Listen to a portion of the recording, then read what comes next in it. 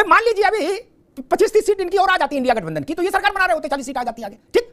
तो ये क्या अपनी बहुमत की सरकार बनाते? इनके पास तो 99 थे, कांग्रेस के पास जो सबसे बड़ी पार्टी थी, आप समझिए, वो ठीक है।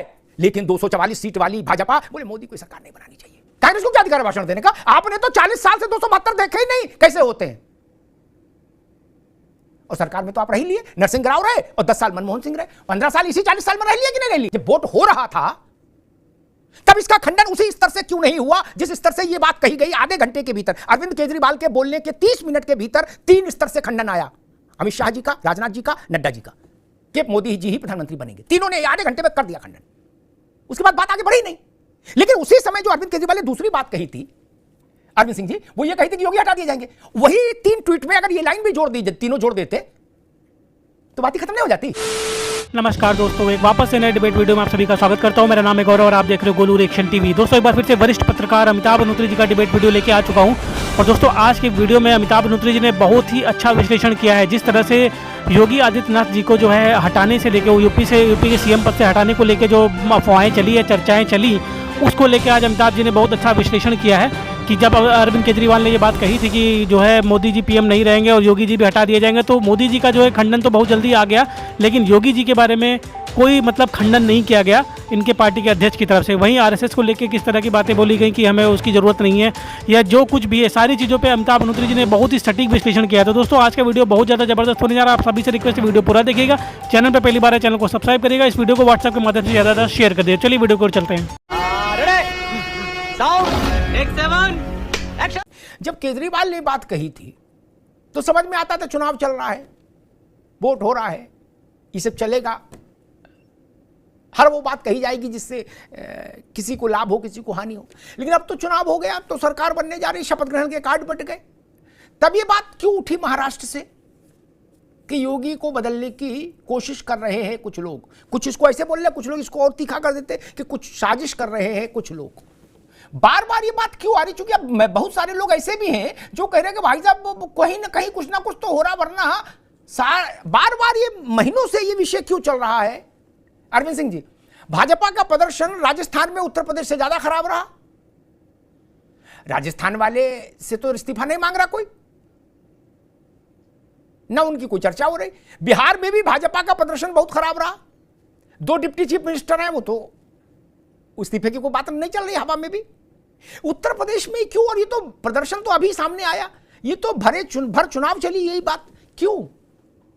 अरविंद जी देखिए अमिताभ जी, संजय राउत जी एक बड़बोले नेता हैं। उनको मीडिया आकर्षण के लिए कुछ न कुछ बोलना आता है और आए दिन वो बोलते रहते हैं। और वो जिनके बयान के आधार पे उन्होंने बोला है, अरविंद केजरीवाल के, खुद अरविंद केजरीवाल की क्रेडिबिलिटी क्या है? गुजरात चुनाव के समय उन्होंने अरविंद केजरीवाल के आधार पर नहीं बोला। उन्होंने कहा देवेंद्र ने जो इस्तीफे की पेशकश की है, हमको ये लगता है कि ये योगी आदित्यनाथ पर दबाव बनाने के लिए रास्ता तलाशा जा रहा है और उनको हटाने की कोशिश कर रहे हैं कुछ लोग। उन्होंने कहा केजरीवाल का मसला नहीं, दुनिया भर के बड़े बड़े बवाल थम गए, यही बवाल क्यों नहीं थम रहा? इस पर लीपापोती नहीं हो सकती ना, इसमें घोर बाटा नहीं हो सकता ना, कहीं कुछ है। राउत कह रहे हैं कि अरविंद केजरीवाल कह रहे हैं कि लल्लू कह रहे हैं कि जगधर कह रहे हैं, इससे भी मतलब मान नहीं। यही इशू बार बार क्यों आता है? सामान्य जनता तो इस दृष्टि को सोचेगी ना अरविंद जी। मैं अगर कोई विषय लाया हूं तो सोच के लाया हूं कि उसका खंडन मंडन कैसे होगा स्क्रीन पर।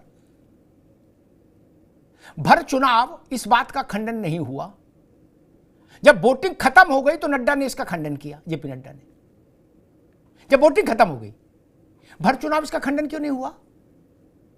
जब वोट हो रहा था तब इसका खंडन उसी स्तर से क्यों नहीं हुआ जिस स्तर से यह बात कही गई आधे घंटे के भीतर? अरविंद केजरीवाल के बोलने के 30 मिनट के भीतर 3 स्तर से खंडन आया, अमित शाह जी का, राजनाथ जी का, नड्डा जी का, कि मोदी जी ही प्रधानमंत्री बनेंगे। तीनों ने आधे घंटे में कर दिया खंडन।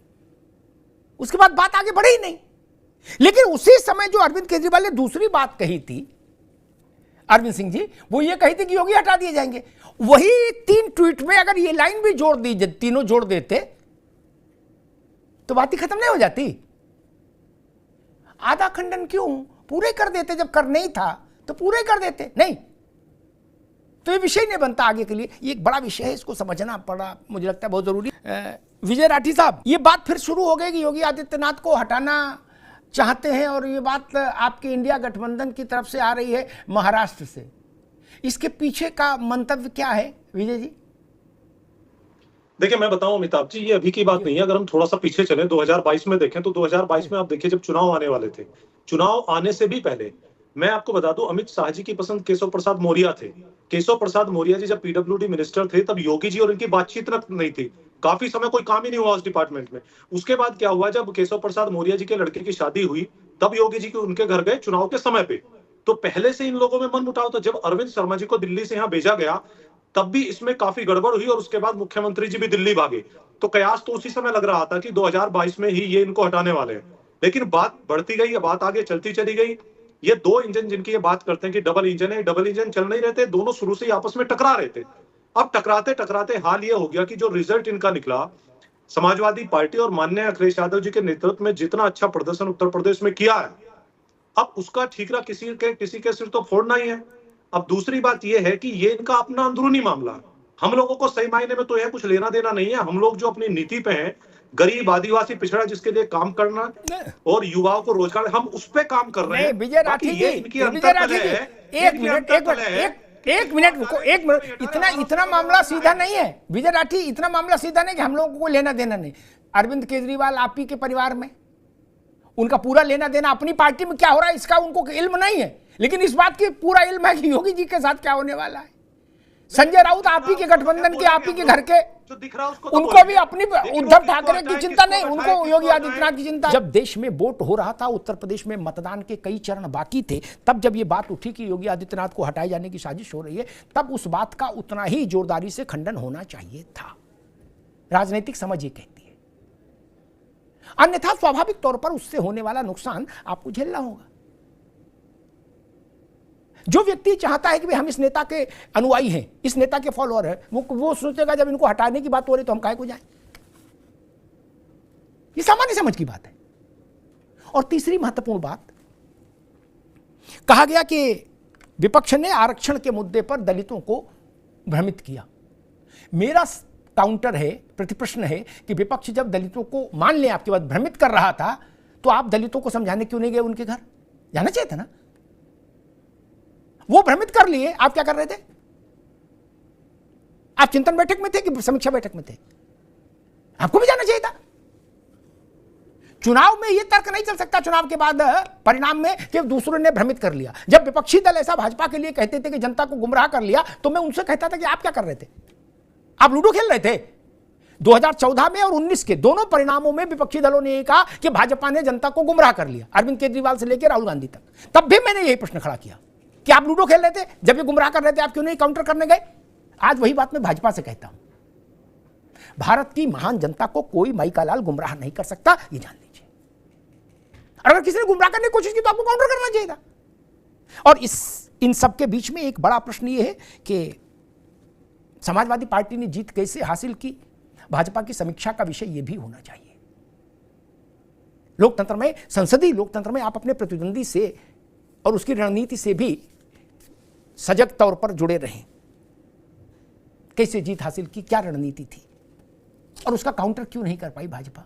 और फिर अंत में व्यक्तियों की बात आती है कि जो लोग 15-16 मंत्री, रत्नाकर भाई, जो राज्य सरकार में मंत्री हैं, उनके इलाके में, उनके मोहल्ले में, उनके बूथ पर भाजपा हार जाए, तो ऐसे लोगों को फिर मंत्री क्यों रहना चाहिए? नहीं, सारी जिम्मेदारी कार्यकर्ता की नहीं हो सकती ना। कार्यकर्ता तो धूप में घूम ही रहा है, मंत्री जी की भी कोई जिम्मेदारी होगी कि नहीं होगी? और जब आप प्रदेश अध्यक्ष हो, संगठन मंत्री हो, ऐसे बड़े पदों पर हो, तो आपके ऊपर नैतिक जिम्मेदारी आती है कि कम से कम आपके इलाके से, आपके मोहल्ले से, आपके क्षेत्र से भाजपा जीते।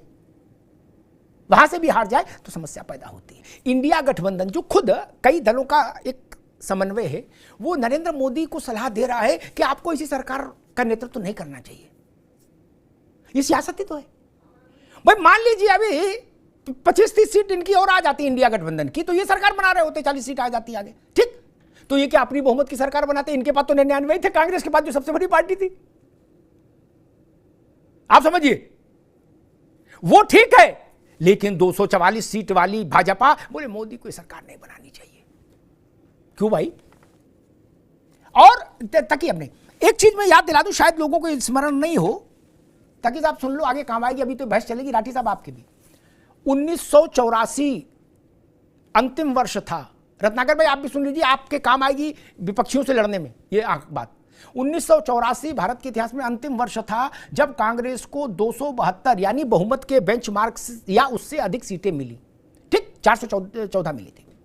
इंदिरा जी की हत्या के बाद संवेदना पर जो चुनाव हुआ, सहानुभूति पर। 84 के बाद से अब तक कितने साल हो गए? 40। तकी साहब 40 साल हो गए। कांग्रेस ने अब तक अपने 272 नहीं देखे अपनी आंखों से। ये आंकड़ा पता कि नहीं? बहुतों की तो उम्र 40 साल नहीं होगी। नहीं, कांग्रेस ने 40 वर्षों में अपने 272 नहीं देखे। सरकार उसने कई बार बनाई, लेकिन 272 नहीं देखे। तो कांग्रेस को क्या अधिकार है फिर भाषण देने का? कांग्रेस को क्या अधिकार है भाषण देने का? आपने तो 40 साल से 272 देखे ही नहीं, कैसे होते हैं? और सरकार में तो आप रह लिए, नरसिंह राव रहे और 10 साल मनमोहन सिंह रहे, 15 साल इसी 40 साल में रह लिए कि नहीं रह लिए बिना 272 के? राठी साहब है ना मजे की बात? ये काम आएगी, ये आंकड़ा विचित्र है, इसलिए ये कहना ठीक नहीं। नरसिंह राव की सरकार ने कितने संख्या पर शपथ ली थी बताइए? जब वो शपथ ले सकते हैं तो भाजपा सरकार क्यों नहीं बना सकती? सरकार का बेंचमार्क 272 है ना, बात खत्म हो गई। मजा आया। खत्म, bye bye, tata, goodbye, गया। तो दोस्तों डिबेट समाप्त हो चुकी है, और अगर यहाँ तक आप लोगों ने वीडियो देख लिया है तो आप सभी से रिक्वेस्ट है कि चैनल को सब्सक्राइब जरूर कर ले, साथ ही साथ बेल वाले आइकन को प्रेस करके ऑल पे क्लिक कर लीजिएगा, जिससे जब भी हमारा वीडियो अपलोड होगा उसकी नोटिफिकेशन आपके पास आ जाएगी। तो चलिए दोस्तों वीडियो की बात कर लेते हैं। और वीडियो में आप लोगों ने देखा आज किस तरह से अमिताभ बंधोत्री जी ने बहुत सटीक विश्लेषण किया कि योगी आदित्यनाथ जी को जो लेके इस तरह की बातें जो चली थी कि उनको सीएम पद से हटा दिया जाएगा चुनाव खत्म होते हुए, इस बात का जो है किसी भी भाजपा के नेता की तरफ से जो है कोई खंडन नहीं किया गया। और जो यूपी की जनता है, जो मतलब योगी आदित्यनाथ जी को पसंद करते हैं, उन लोगों में गलत संदेश गया कि उन लोगों में शायद ये संदेश चला गया कि हाँ सही बात है कि चुनाव खत्म होते ही सीएम को जो है हटा दिया जाएगा।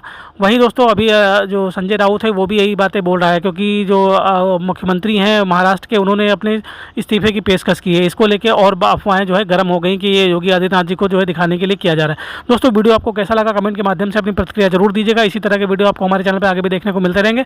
तो इस वीडियो को यहीं पर समाप्त करते हैं, मिलते हैं आपको किसी और वीडियो में, तब तक के लिए जय श्री राम।